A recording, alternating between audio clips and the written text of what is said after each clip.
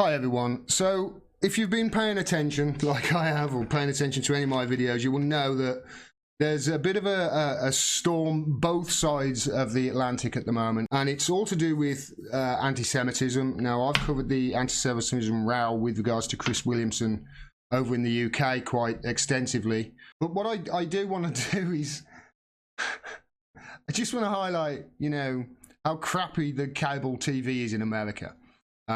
Because I'm going to cover America first, and then I'll show you what's happening over in the UK and show the similarities between them and why it's all happening, basically. But before I do that, this anti-Semitism row in America has taken, obviously, massive hold, and it's all to do with this lady, Ilhan Omar is her name. She's first ever Muslim woman elected to Congress, and I'll come back to that in a minute. But The View have had on an expert to talk about anti-Semitism to their panel. The View is like Loose Women over here in the UK. And the expert that they brought on to talk about this is Barry Weiss. I shit you not, they brought on Barry Weiss to talk about anti-Semitism. It's hilarious. A few weeks ago, I tweeted this out on it. A few weeks ago, Barry smeared, you might remember this, everybody did a video on it. It was hilarious. She smeared Tulsi Gabbard as a toady on Joe Rogan's show. She had nothing to back it up with. She didn't know what the word meant or how to spell it. And Joe Rogan absolutely destroyed her by asking her some polite questions. And this is the woman that America's version of Loose Women bring on to talk about anti-Semitism. Let's listen to what this crazy witch has to say. With tiki torches, or you hear the Pittsburgh killer writing on social media, all Jews must die. That's very obviously eliminationist. The problem with anti-Semitism from the far left is that it oftentimes is smuggled into the mainstream under the guise of progressive values. So it says about itself, I'm just standing up for the downtrodden Palestinians, which they are. I am just standing up for justice. I'm standing against racism. And so that kind of language is a siren song, including to Jews, 75% of whom vote for Democrats. And so that's the problem with it, is that it's not as easy to spot, oftentimes because it says, we're just about criticizing Israel. In the case of Did Nancy Pelosi shut it down? Nancy Pelosi shut it down very aggressively with Ilhan Omar. The problem is that she still has a spot on the Right. Congressional Foreign Affairs Committee. And that's a real question. I want to ask you a question, because you with tiki torches, Okay. or you hear the I'm hoping that you heard all that and the volume was okay, because you know, this crazy woman is basically saying there that racists are hijacking progressive values. That's basically what she's saying. She's saying that racists are dressing their rhetoric up in progressive values to go after Jews sideways through attacking Israel. It's absolute nonsense. And not for the first time, Barry Weiss is saying something and she can't back it up with any evidence whatsoever. She obviously doesn't know what anti-Semitism is. I wonder if she knows how to spell it. What do you think? So I want to get back to talking about Ilhan Omar, because this woman, she's in trouble because she had the temerity to tell the truth about Israel, believe it or not, and she was quite outspoken about it. She didn't say anything bad, but she was outspoken, and she was questioning Israel's influence over America's politics. And she got into a lot of trouble about it. Everybody said that it was anti-Semitic. Of course, it's not. To question Israel's influence over American politics or US politics, or to question Israel's politics with regards to their genocide of Palestine, none of that is anti-Semitic. Why? Because none of it, nobody is attacking Jewish people there. She certainly isn't. You know, but obviously they use the anti-Semitic card to deflect any criticism away from Israel. And obviously this is what they're doing. Batya Ungar-Sargon, now she is, I've talked about her before. I've talked about, you know, Louise Mensch earlier about how much of a crazy woman she is. This Batya Ungar-Sargon is just as bad.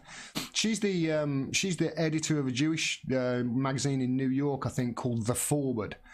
And she's as ridiculous as her name, because she said, I'd love to know how Ilhan Omar thinks is paying American politicians to be pro-Israel.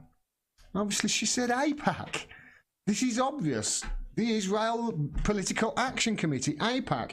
This is the main, political pack in America that's pro-Israel. It's obvious. There's, again, nothing anti-Semitic than that. That is stating a fact.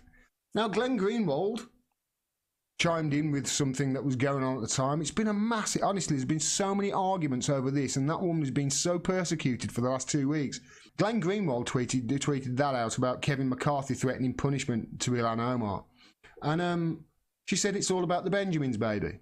Because obviously these politicians are getting paid through AIPAC and these political action committees, and then they go off and sign on the dotted line to pro-Israel policies and pro-Israel rhetoric. She's saying that Israel are paying the politicians off, and the politicians are the ones that are taking the money. She's not saying anything about Jewish people there. Nothing at all. But obviously they conflated the two. She then apologised. So she then went on to apologise, and this is the worst thing that she could do at that time, because she's done nothing wrong. So why is she apologising? Well, she's apologising because this is what, fluffy lefties want to do, isn't it? I apologise. They don't say I'm sorry. They say, well, if it caused any offence, then I apologise. This is the thing, right? And these politicians really need to understand it. I can't offend anybody. Anybody here right now in the audience watching me, I can't offend you without you first giving me your permission to. Offence is taken. It's not given. And she's not being offensive there at all. She's not being offensive. She's not being anti-Semitic. None of it. Other people have misconstrued what she said. So why is she apologising for other people's cock-ups? Why is she apologising for other people misinterpreting her words? It's a natural thing for fluffy lefties to do. They need to stop doing it. Why? Because when they apologise, it doesn't go away. Top Democrat demands another apology from Representative Ilhan Omar. This is in the Washington Post, accusing her of another vile anti-Semitic slur. It doesn't stop. Once you apologise, you have literally just said to them, keep attacking me because I've apologised already. I've apologised already. In other words, I've already admitted that I'm in the wrong somehow.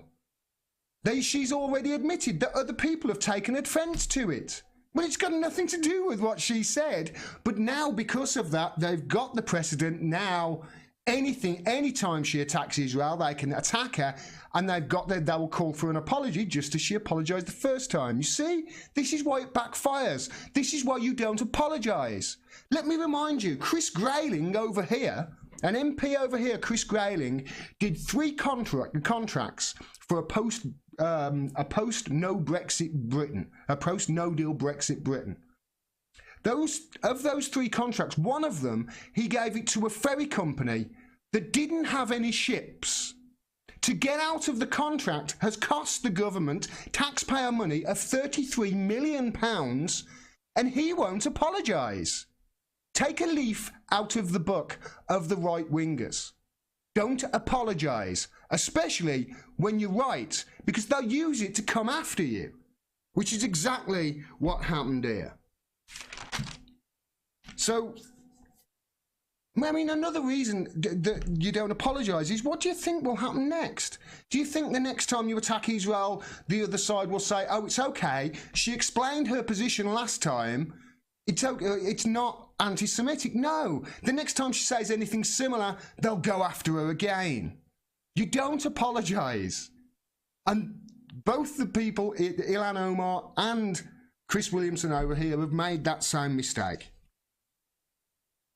The whole point of Omar's message here was to highlight Israel's influence over politics, remember? Her whole point was to highlight it, and look how they've responded. Look how they've responded. House Democrats to bring resolution condemning anti-Semitism to the floor on Wednesday. So apparently it's going to be tomorrow that this is brought to the floor.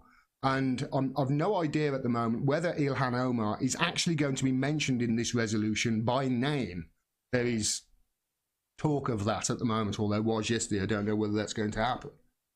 But here's the thing, and here's sort of how I think it's going to backfire on them, because the whole point of as I say, the whole point of Ilhan Omar's message is to highlight Israel's influence over politics, and the reaction that has happened has proved her point.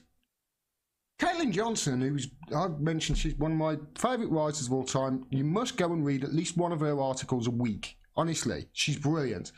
But she rightly said in this article, Israel lobby rebuts Omar's claims about its immense influence by exerting its immense influence over the politics. This bogus concern trolling about anti-Semitism has always been about smearing, and the smearing has always been about narrative control. And that's the thing. That's why you don't apologise. Because once you apologise, you've given control of the narrative to them. And this is why it was a bad idea. Don't back down in the face of any of this. Don't back down in it. This is a purge of progressives, and it's happening both sides of the Atlantic. Both sides. And the progressives are in the right. Remember, this is a purge of progressives, like Ilhan Omar, for voicing a progressive view that all progressives hold. Now, I'm not saying that all progressives aren't anti-Semitic. Of course, there's probably going to be a handful of them. There's going to be some, of course there is. But the vast majority in America are not. And it's the same over here in the UK, which I'll be covering in the next segment. For more truly honest, independent media like the video you just saw, please subscribe and click the bell below as well so you get a notification of when I drop further videos. If you also like and share and comment on the video as well, that really helps with the algorithm and boosts exposure. And if you can support me, please do so. You can do with any of the avenues on the screen at the moment and below this video. You can support me for as little as $1 a month on Patreon, and every dollar helps. We need your support at the moment. We do not have an operating fourth estate.